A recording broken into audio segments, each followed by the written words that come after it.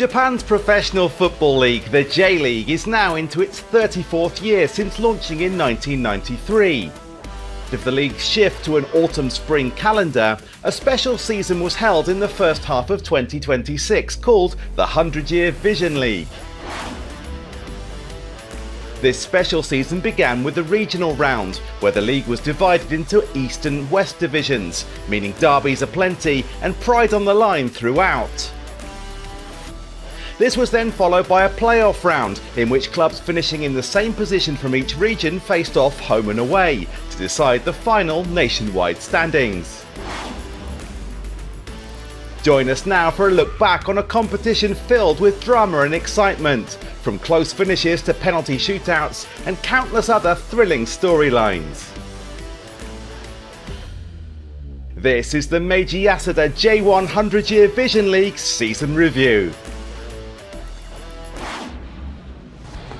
Throughout the regional rounds, the dominant force in the East was last year's J1 League champions Kashima Antlers, supported by the club legend Zico as an official advisor. Despite suffering a penalty shootout defeat to FC Tokyo in their opening match, Antlers bounced back with a victory in match week 2 against Yokohama F. Marinos, thanks to a goal from last season's J1 League top scorer Leo Ciara.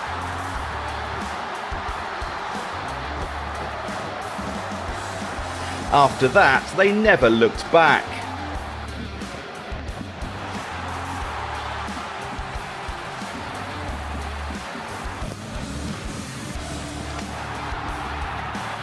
That win in match week 2 kicked off a run of 7 straight victories, as the reigning champions showed their class from the outset.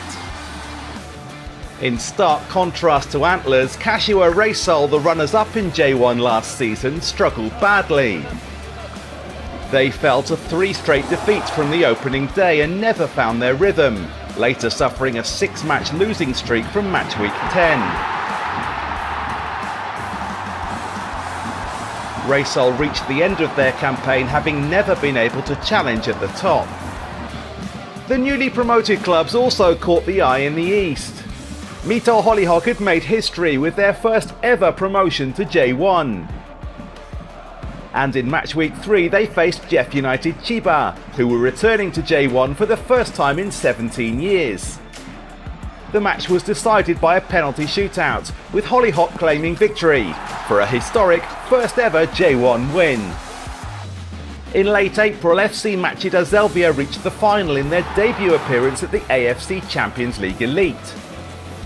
Zelvia's runner-up finish helped demonstrate the strength of the J.League clubs on the continental stage. The 3-times Asian champions Urawa Reds were struggling with poor results and parted ways with their manager Maciej Skorja as the regional round entered its final stretch. They turned to the former Japan international and club legend Tatsuya Tanaka to take charge, and the team was immediately revitalized.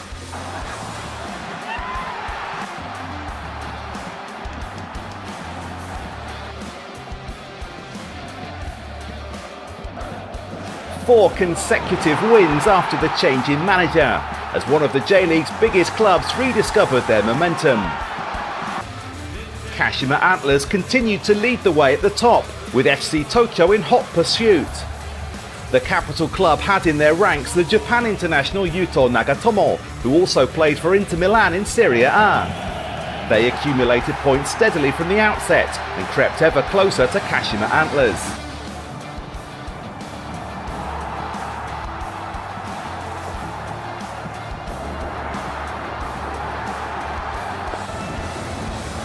At one point they closed to within 2 points at the top, but needing a win in match week 17 against Urawa, they failed to score in 90 minutes. FC Tokyo did eventually win on penalties, but it was a costly result. Meanwhile, Kashima remained solid even in the final stages of the season. In match week 17 they came up against Jeff United Chiba.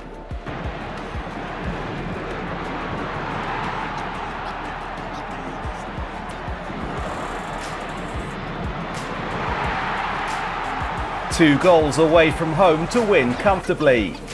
Kashima making sure of top spot in the East with 1 match to spare. Here are the final standings in the East. Kashima Antlers finished the regional round with an 8-point lead over second-placed FC Tokyo.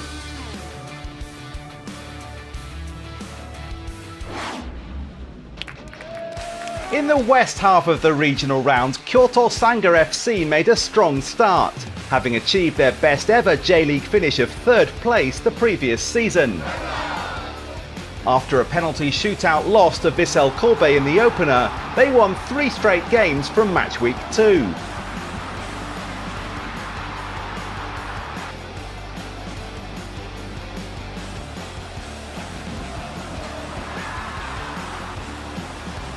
Sanga moved to the top of the rankings after match week 4. However, that good form didn't last, and 2 clubs with new managers began to assert themselves. Gamba Osaka welcomed the 38-year-old German coach Jens Wissing. They picked up points steadily throughout the season, despite a busy schedule at home and abroad.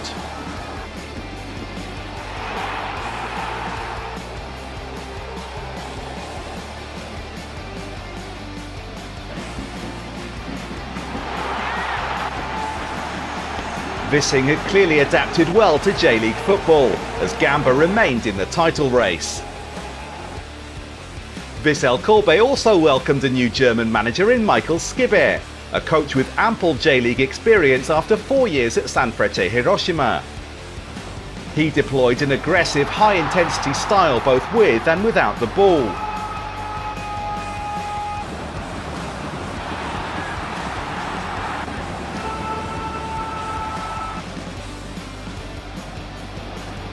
Vissel were the back-to-back J-League champions in 2023 and 2024, and under Skibbe were back in the top echelons again. From mid-season, Nagoya Grampus mounted their own charge. They were under new management too in the form of Mihailo Petrovic, the holder of the most wins by an overseas manager in J1. Under a coach who knows the J-League inside out, Grampus racked up victories with a philosophy which brought a host of high-scoring matches.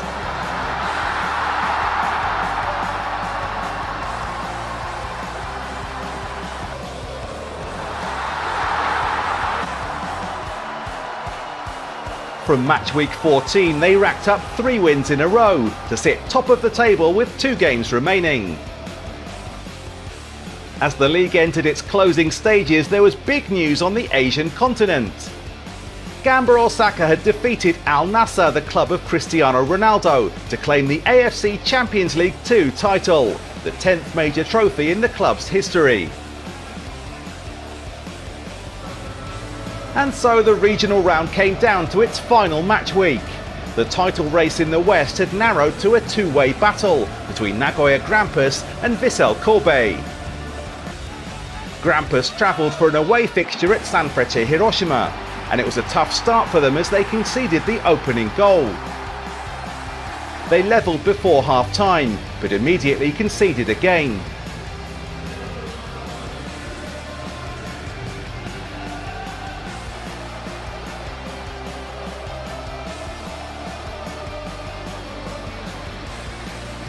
In the end, they shipped 4 goals in total and failed to pick up any points on the final day.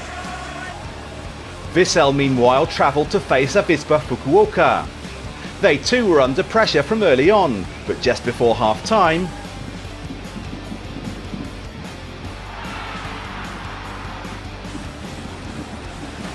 Mateus Tula headed home the winner. Vissel picked up 3 points and sealed top spot on the final day.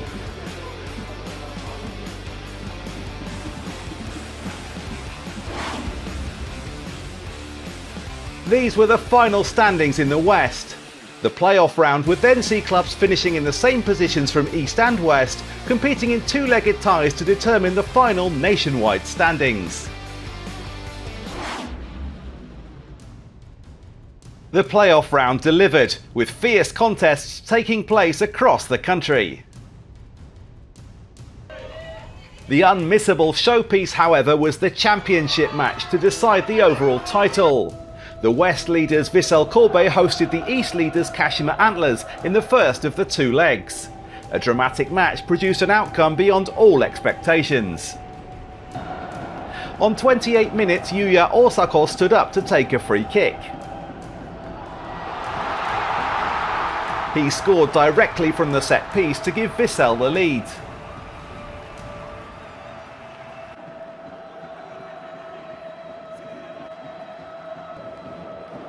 Into the second half, and on 50 minutes,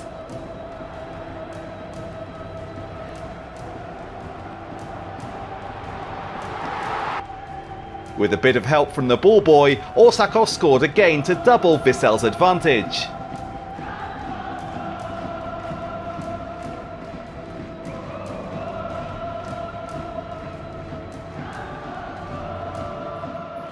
On 69 minutes, it was Diego.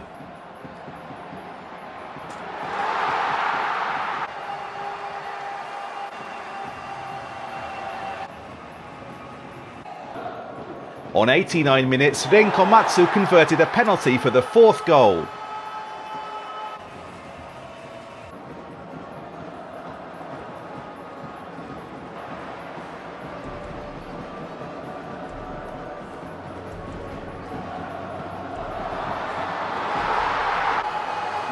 And right at the death, Osako struck again to complete a hat-trick. Vissel Kobe winning the first leg by 5-0. Their emphatic display giving them a huge advantage heading into the second leg a week later.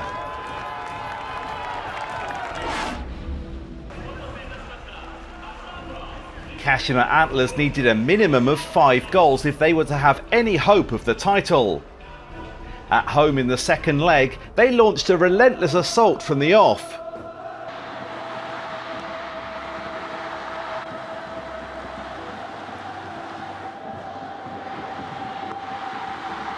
But the Vissel goalkeeper Shuichi Gonda produced save after save. Try as they might, Kashima could not reduce the deficit. Still, Kashima pushed on into the second half. On 68 minutes, Haruki Hayashi scored.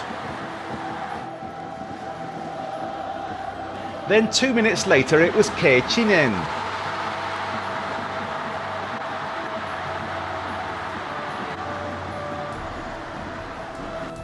Kashima Antlers had pulled 2 goals back, but this was as good as it would get for them.